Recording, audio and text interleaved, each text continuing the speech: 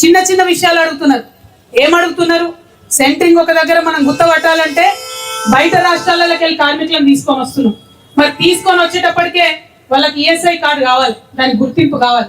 ఆ గుర్తింపు ఇవ్వడానికి ఇక్కడ ప్రభుత్వం 3-4 నెలలు ఇస్తే ఆ 3-4 నెలల లోపల వర్క్ అయిపోతుంది.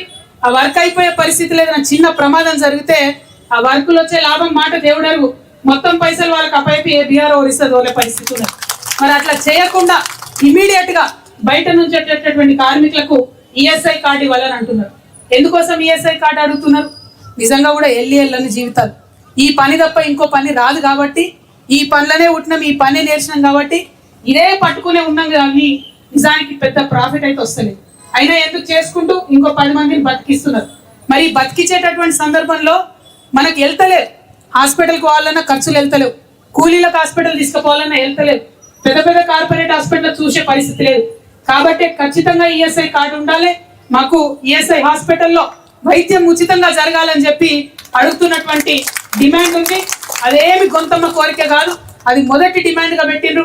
దానికి ఖచ్చితంగా ప్రభుత్వం ఆమోదించాలని మీ తరఫున మీ చెల్లెగా నేను కోరుతా ఉన్నాను.